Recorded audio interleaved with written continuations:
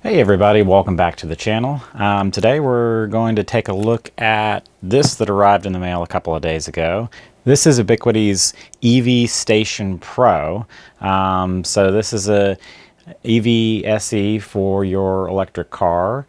I'll probably refer to it as a charger, even though I know that's not technically what it is, but just easier to call it that. So at the time of filming, I couldn't really find a lot of information about this. There's very little, user reviews, and it kind of piqued my interest. It's a pretty neat product if you're already in the Unifi ecosystem. And I was looking for a charger that would give me just a little bit more information on what's going on over what I have right now.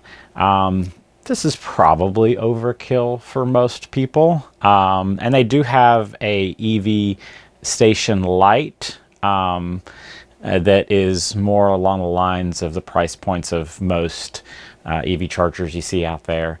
This one has some more advanced features, which we'll talk a little bit more about if you were going to be deploying a fleet of them, so to speak, maybe at a place of business or hotel or something like that. So first, let's go ahead and unbox it and see what's inside.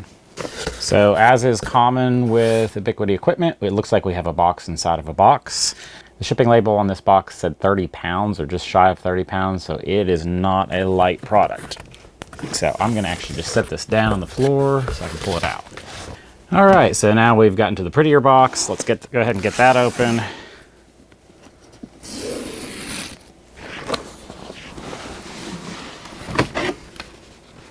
Alrighty, so now we've got the box open and we can see what this is all about. So it looks like we have a cord if we don't want to hardwire it. I will be hardwiring this unit, so we won't need that. And then of course we've got the exciting part here. So this unit features a 10-inch touchscreen on the front of it, so you get all kinds of nerdy stats. So from what little information I've seen, this is going to be very similar to the experience of when you pull up to a DC fast charger on the interstate and you can actually see what's going on, see how much power is being delivered, that kind of thing. And that's kind of one of the things that appealed to me. Plus, it can be adopted into my existing Ubiquiti site and should be able to see power usage and all kinds of other fun stuff, which we'll get into later. So this unit is definitely a lot more compact than what I'm pulling off the wall over here, and I will have a video on why I'm moving away from this other GM Ultium charger, so be sure to check that out. It is heavy, so it's definitely well built. This is designed to be able to be used outside, so it definitely has great build quality. And you can see here on the back of the unit, we've got these pins here for the high voltage coming from the wall, as well as an Ethernet port. And so this is kind of a cool setup. We'll take a look at the wall mounting apparatus here in a minute, but it's kind of neat how they've got the high voltage side and brackets separate from this side. I guess maybe the thinking would be that if they come out with different upgraded equipment years from now, maybe you can just leave the bracket with the high voltage connections on the wall and just snap a new one in. I don't know, just speculating. And over here it looks like we do have the cable and the plug for the vehicle. I know on some of the earlier access units this cable was white, which kind of made me a little bit, it's kind of strange, something that would be drug on the ground and easy to get dirty, so I'm glad to see they made that change. Looks like a high quality plug here. And it's got the Unifi logo on the side. This cord feels good quality. It doesn't feel quite as thick as the cord that came with the Ultium charger, but I'm sure it's adequate for what it's going to be doing. This is an 11 kilowatt charger if you hardwire it, and we'll look at more of that here in a minute. So yeah, it looks like the charging cable is directly wired into the front screen unit here. And so here's the part that's going to go on the wall. So we've got a nice little paper template that Unifi or Ubiquiti typically gives you with their access points and everything else, little level, so that's nice, like to see that. And here is the high voltage side of things, and it looks like we actually have yet another dongle here, another plug, if we were just going to be plugging it into a 240 volt outlet. So it looks like they give us a couple of styles of plugs here. I'm not going to remember what these are off the top of my head. I'll have to look up and put in the video what type of plugs these are, because I can never keep them all straight. So we do have a couple different styles that are included with the unit. So this is, of course, the side that gets bolted onto the wall.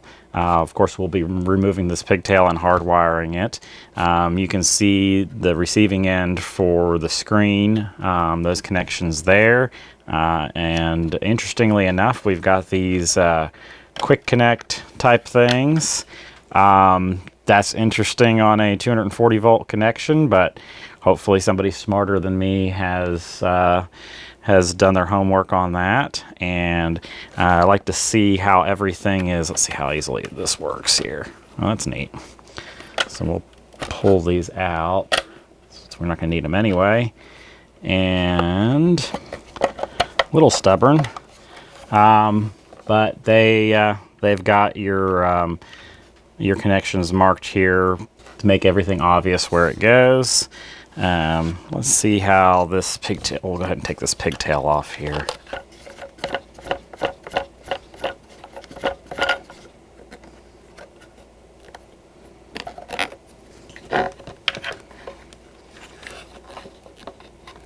All right, so now we can get a little bit closer look at how this is laid out. So we do have a knockout on the back if you're mounting this to a wall and you have the power coming in from the back. And then we, of course, can come up through the bottom here as well. I'm going to guess that this little knockout here can be moved down here. We'll be coming up through the bottom for our installation, because we've got a concrete wall over here. And you may notice these two little angled compartments. There are knockouts on both sides, so you can decide which side you would like to put your charging handle in when you're not using it. So that's kind of a cool touch. So as with my last video on an EV charger, we're going to be focusing more on the charger itself and not electrical. Want to remind everybody that 240 volts, or really anything coming out of the wall, 120 is dangerous and can kill you. So make sure you know what you're doing, or hire somebody that does. I'm not an electrician, so don't take anything I'm doing as the gospel on how to wire things up. So I'm going to have to run out and find some hardware to adapt what I have on the wall to this connection on the bottom here. Looks like we've got a little bit of an offset here, and see if we can get something that will cleanly mount my existing conduit to this box. I just popped one of these covers off here so you can see what that looks like, so that's pretty cool. This is all white soft touch material, so this is going to be fun to keep this clean during installation. So that's a consideration there. I believe the EV station light is all black. And then the only other thing we have is some mounting hardware and a Allen key. Looks like we've got some nice metal hooks here on the bottom of this that I'm guessing the front part hooks onto and tilts in, and then kind of a security Allen key type of thing on the back here. Discourage people from yanking it off the wall or off the bracket. So that's pretty much it. As is common with Ubiquiti equipment, there's really not much in the way of instructions or documentation, and what they do have on their website is kind of the IKEA style of instructions, which drives me crazy, which just kind of has pictures and arrows and no words. So it doesn't look like it's going to be all that complicated compared to what we did before. So let me get what I need to put this together from the local Home Depot, and we'll come back and see how this thing works. Alrighty, we are back. The mounting bracket apparatus is now on the wall, so the hard part is done. Like I said before, we're not going to get into the nitty-gritty of electrical, you know, because I'm not an electrician. However, I'll make a few comments. One is, on my last video, I got so many comments on the video about the wiring and this white wire and that kind of thing. So basically, I already had an existing 6-gauge set of wires coming close by for a hot tub that we got rid of. Basically, the short answer is I'm just using this white wire as the ground. It's all hooked up correctly on both sides. But yes, normally you would have a green or a copper, bare copper wire on your ground. That's why that looks like that. Also, you know, this is a UL listed device, so presumably they've gone through all the proper testing. You know, as somebody who frequently works with low voltage wiring, you know, Cat 6, that type of stuff, it feels a little bit weird having a 240 volt junction along with Ethernet. So the box has a slot, a hole right behind where the conduit comes in. So this is not coming through the conduit. You don't want to put the Ethernet cable in the same conduit as your high voltage. So it's coming in a separate opening, but it all ends up in the same place, basically. If I'm not mistaken, you can run this off of Wi-Fi. I just prefer to have as much hardwired as possible. Alrighty, so let's go ahead and get the unit mounted. We'll go ahead and plug in our Ethernet.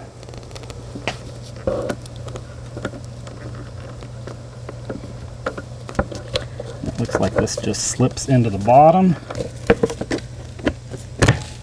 All right, it does make a satisfying click. Actually, there is a, that's really neat. There is a button on the top to release it. So the screw, the captive screw that's back there that we looked at earlier, is not required to keep this in place. I probably will go ahead and snug that in, but looks like they thought of everything, so you don't have to sit there and fight with holding this in place while you tighten that Allen key down. All right, so I'm just going to snug down that Allen key, or that Allen bolt back there. So we're just about ready to turn the power on and see what it's like setting this up for the first time. So if you have this cable wound up real tightly, it is kind of hard to get to that opening back there. Alrighty, moment of truth. I'm going to go ahead and flip the breaker, and hopefully we don't let the magic smoke out.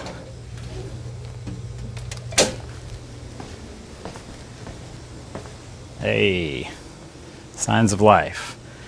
Almost instantly too. I'll say that Altium charger took a while to boot up or even show you any indication that anything was happening.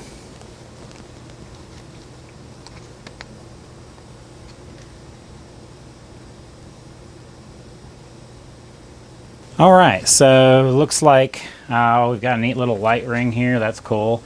And so we are going to go ahead and select our breaker amperage. I've got a 60 amp breaker. Let's go ahead and select the 60 amp option. And they're basically saying, hey, do you know what you're doing? Yes, we do. So I'm going to hit next again, maybe. There we go. So it says plug the charger into your vehicle to begin. I assume that means begin charging. But what we really want to do is go ahead and adopt this into Unifi, our Unifi site, so we can manage it. You'll notice this ring is still white. If it mimics other Unifi equipment, that will be blue once it's all connected and managed. So let me go grab my laptop. So let's see what this Unifi Connect is all about.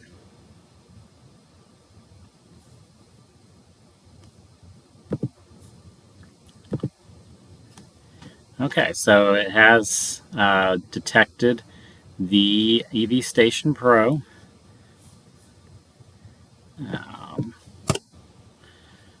We'll just go ahead and leave that name pretty much as it is and click Adopt.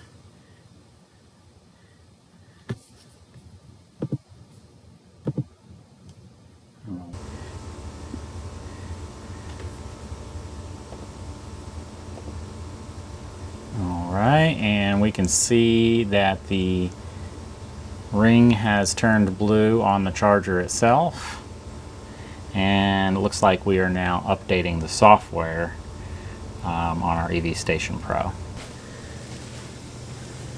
Alright, We can see that the installation of the new firmware has started, it looks like. It says this station is unavailable, so that's useful information. You're not going to be able to charge your vehicle while the firmware is updating. That makes sense. And while we're waiting on that, like I said earlier, we've got a 10.1 inch touchscreen here. This supports NFC for access control. We also have a camera up there, which again has something to do with access control. Obviously, a lot of features that I won't be using, but it's a neat setup if you have this in a public location and you wanted to control who was able to use it and when. Hey, there we go. So it looks like the unit has is fully booted up now. And so let's check the Unifi app itself here. So we do see that it's online now. And so it says it's available. Uptime, connection type, right. So it does look like we're going to get to see some cool stats here. You can see that we can change some station security settings. Right now it's in open mode by default, but we can lock it down with Unifi identity QR code, and I believe the payment option is there's a separate device you have to purchase. Display label. That's cool. So we can probably put a little label up on the screen, and support information. So all kinds of things we can adjust with the display itself. Adjust the display brightness, digital signage. We might have to play with that, and then your typical Unifi management stuff. So yeah, let's pull the Lyric back in here and see what happens when we plug this sucker in. Alrighty, we're ready for our first charge here, so let's see what happens. Alright, the charger says connecting. Heard a little tap. And it says charging, so that's a good sign. Yeah, this is such a better experience than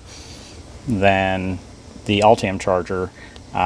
We've just got a lot of information here that lets us not guess what's going on. So obviously we've got the big blue charging animation.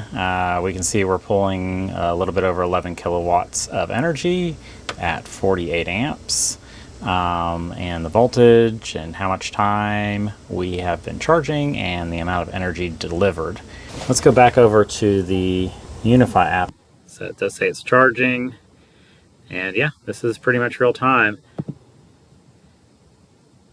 And this must be history, so we don't have anything here yet, but we'll have to come back and check that out later. All right, now that we have a few charging sessions under our belts, let's take a look at what information we can see in the Connect interface here. So we go over here to statistics. And, you know, we don't have a whole lot of data because we've only been doing this for a couple of days, but there are some pretty interesting metrics here. So we can see the number of sessions and total energy, total charging time, a little bit at the digital signage feature of the EV Station Pro. This is pretty neat. Obviously, it's going to be a little bit more useful if you're using this in a commercial environment, but could be fun at your home too. So we're going to go over here to settings and digital signage. No content is assigned to the station. Click assign content. And you can see I've been playing with it already, so you can kind of get a feel for where we're headed with this. But if we want to make a new content, we can, there's different options here, but new layout is probably going to be the easiest one to work with. So we'll click new layout. There is a preset here for the EV Station Pro. So So that formats it at 800 by 1280, which is the resolution of the screen. So that makes it really easy to add content. And so we'll go down here to add content, and here's some images I already uploaded. But of course, you can go in here and upload an image. Not really clear where this is getting uploaded to, whether it's my Dream Machine Pro or the device itself. And so then you can take that picture, click on it, it adds it, and then you can do whatever you want. You can even resize it. Maybe you want to fill the whole screen up and just get a cool view here. So you can customize this. So we've added that picture, and it's kind of annoying, this upload complete thing doesn't go away until you click on it. So we're going to go back, and maybe we want to add a clock.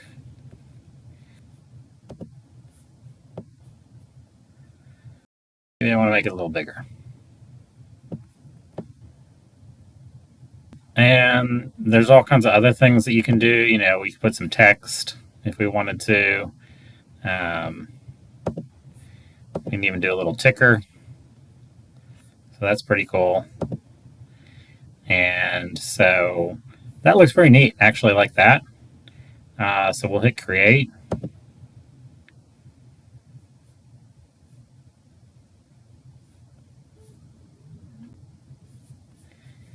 And so we can just click on any of these that we've created. And it does look like, I was wondering earlier how we remove content, but it does look like you can do that through here. And again, I'm not really sure where it's storing this stuff, whether it's like your Unifi account online or on the UDM or the EV station. So we're going to go over here to assign to EV station, and click assign. And the way this works, we go back over to our stations, and we can see this is assigned. This only comes up when the station is inactive. So if we set this to 30 seconds, this will come up when nothing is happening on the station. Okay, there you can see we've got our custom quote-unquote digital signage on the unit. So that is a pretty nifty feature. There's all kinds of stuff if I actually spent some more time with it that we can do. You can play videos on it. I think it even said it'll play sound. Haven't tried that, but it is a very cool feature. And while it's kind of more of eye candy for home usage, I can see where in a commercial environment you could do all kinds of cool stuff like this. Advertisements, or just okay, this put Coca-Cola branding on it for the Coke employees or something like that. For if you had a big parking garage that served multiple businesses, you could put certain brandings on it for certain employees. You name it. The sky's the limit. Very cool feature. Nobody else has anything even close to how you can customize this charger. Do you need it? No, not really. Is it cool? Yeah, it's very cool. Okay, so I have had this thing for just a few days now, and basically within a few hours I was already disappointed. And the main point of disappointment is what you're seeing right now. So the car has finished charging. We know this because the light on the dash has changed to a solid green. If you open the driver's door, the dash actually says charge complete. We know the car is done charging. We also know the car is done charging because if you're standing close by to the EV Station Pro, you can hear the contactors click off, and we can also see that it is pulling 0 kilowatts of power. So what's the problem? Well, the problem is it says it's still charging. We still have the pulsing blue light, we have the little charging animation, and the time elapsed will continue to count up indefinitely. I've left this overnight and it's still doing this the next morning. Both the app and the web GUI show it as charging. So you have no way of knowing, that it's done charging other than looking at all these little specs. So if you're in the same room, from across the room, it looks like it's still charging until you get up there close to it. If you just glance at the app, there's no indication that it's done. I have done a little bit of digging on this, and it seems that, because this is my first smart charger, the Ultium one this replaced, I would not consider a smart charger. There wasn't really anything in the app or any charging statistics or anything else. It does seem like that it's somewhat common for the time elapsed to continue to count the entire time it's plugged into the car as a session. Okay, that's fine. But this nonsense where it just says it's charging when it's not is, to me, on an item that's double the price of everyone else is inexcusable. It's probably just a software thing, but it's lazy. So let me show you some other crazy behavior here. So if we unplug the car, we do get a charge complete screen. This is what I would like to see when the charge is actually complete. And so we get a overview of everything, and that ends the session. This screen will time out eventually, or we can hit done and we go back to the main screen. But what happens if we plug in a fully charged car? Connecting. Nothing. The car is not charging because it's fully charged, yet this thing will sit here and say that it's charging indefinitely. So, it just kind of messes up everything. All the metrics that you get in the software, you have all these 0 kilowatt charges potentially. It's just, it's not ideal. All right, so I opened a support ticket with Ubiquiti, and what did they have to say? Initially, they said the behavior you described with the EV Station Pro is indeed unusual. To better understand this issue, I will consult with our internal team, blah, blah, blah, blah, blah. And so later today, I got this message back. I've checked with my internal team, and they confirmed that this is expected behavior. The car still maintains a connection with they call it an EVSP, an electric vehicle supply point, even at 0 amps. Okay, that's fine. This situation should be included in the charging session data, since the car may be controlling power draw on its side. If you stop the charging session when it shows 0 amps, you'll need to unlock the EVS again to continue charging. I'm not sure exactly what they're talking about there. Maybe if you had this thing locked down and you had to have an access card. The 0 amp reading occurs because your car isn't drawing much energy from the EVSP, possibly less than 1 kilowatt, which if they knew their own equipment, you would know that it is capable of showing you less than 1 kilowatt. So we know exactly what it's pulling because it shows you 1.XX. So I've seen it say 0.8 something. Please note that the EV charger does not know if the car is fully charged or not. That's wrong. It only detects that a car has temporarily stopped pulling power. However, it doesn't know when the car will resume drawing power. Therefore, the charger considers the car to still be in a charging state. So they say, please feel free to reach out if you have any further queries. There again, we know that the thing knows that the charge has stopped because the contactors click off and the draw goes to 0. So, some simple software could be written so that if it's in that state, if the contactors have clicked off and it's gone to 0 for more than 30 seconds or a minute or whatever, something, then it changes to the charge complete screen, and better yet, maybe sends you a notification in the app.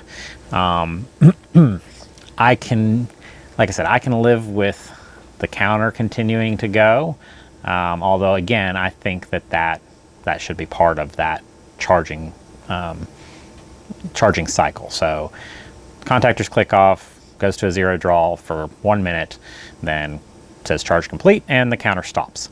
If the car does start pulling power again, guess what? I'm sure they can write the software to start another session and start that process all over again. Start the counter up, say charging, car's charging, that kind of thing. It's just poorly done. And this is not the only issue I've had with the charger. At one point, just inexplicably, when I plugged the charger in, I got this screen that said this station is unavailable, and it was locked up on that and wouldn't respond at all. I had to kill the breaker to it and plug it back in. The label the station feature, when I killed the power, it erased the label that I put on it.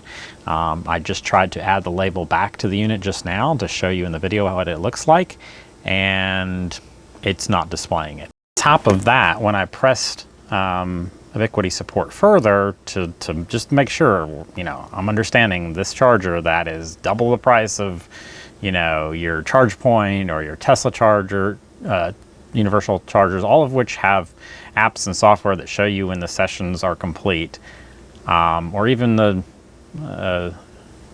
Ultium charger that I originally had would show you some dummy lights in the front that says charge complete. When I press them to say, hey, okay, let's forget about the counter thing, the time elapsed thing. You're telling me this thing will just say charging indefinitely, and that's it. We don't have any other options. There's not a software update. They just stopped responding. Just flat out ghosted me. So I've made the decision to return this unit.